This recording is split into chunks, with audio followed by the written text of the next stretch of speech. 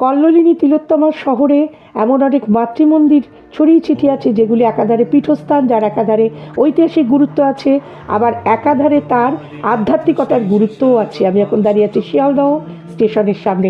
সেখান থেকে আমি কোথায় চলেছি সেটা তো তোমাদেরকে বলবো, তোমরা কিভাবে সেখানে যাবে সেটাও বলে দেবো। তার আগে চলো পথে যেতে যেতে তোমাদের সেই জায়গার গল্প বলি। বিখ্যাত তন্ত্রসাধক শ্রী উদয়নারায়ণ ব্রহ্মচারী একটি শ্মশান বেষ্টিত স্থানে একটি পঞ্চমুণ্ডী আসনের ওপরে এই মন্দির স্থাপন করেছিলেন। পঞ্চমুণ্ডির আসন কি দিয়ে তৈরি হয়? নরকরটি ছাড়াও বেজি, সাপ, শিয়াল এবং প্যাঁচা, এই 5টি প্রাণীর মুন্ডর উপরে এই আসন স্থাপিত হয়। কথিত আছে শ্রী রামকৃষ্ণদেব এখানে ডাব এবং মিছরি নিয়ে শ্রী কেশবচন্দ্র সেনের জন্য পুজো দিতে এসেছিলেন। 1703 খ্রিস্টাব্দে যে মন্দির স্থাপন করেছিলেন, দেখো চলে এসেছে ওইখানে টনটনিয়া সিদ্ধেশ্বরী কালীবাড়ি।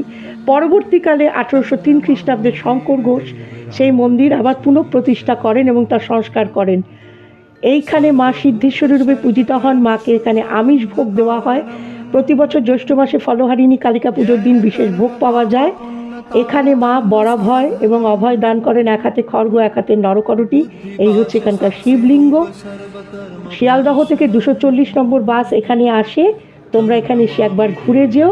কেমন লাগলো জানিও। টাটা।